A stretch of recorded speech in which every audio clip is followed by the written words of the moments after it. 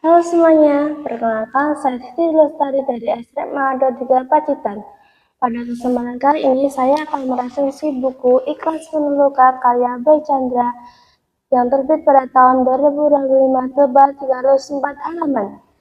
Di dalam buku ini, Boy Chandra berhasil mengaduk-aduk emosi pembaca lewat tokoh bernama Basti Sanjaya yang membawakan kisah penuh pengorbanan, melepaskan, dan juga menerima kenyataan.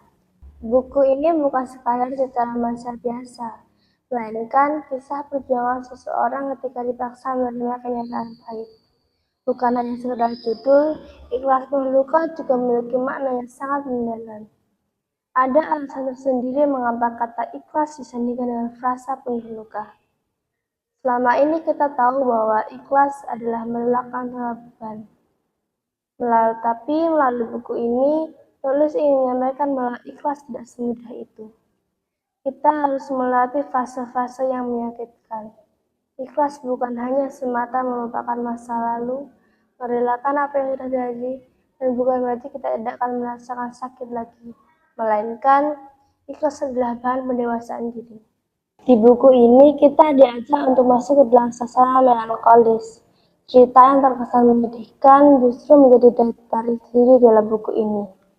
Salah satu hal yang menarik terletak pada metafora terjebak dalam kehampaan, menggambarkan sosok Basti Sanjaya yang harus merelakan kepergian ibunya karena mengalami gagal ginjal, dan harus selalu bersikap baik saja di depan ayahnya yang berusaha tidak kuat.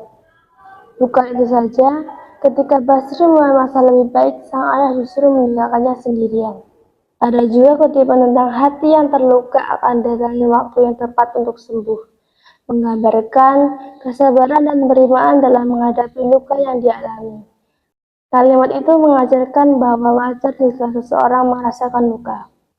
Kemampuan penulis dalam mengemas realita emosi sangat bagus dan mudah dipahami. Karakter Basti Sanjaya digambarkan begitu hidup dengan emosi yang jujur. Satu sisi dia terlihat begitu kuat, namun di sisi lain dia merasa rapuh. Hal inilah yang membuat pembaca bisa merasakan sesak dan konflik batin yang mendalam saat berusaha menerima kenyataan dengan lapang dada.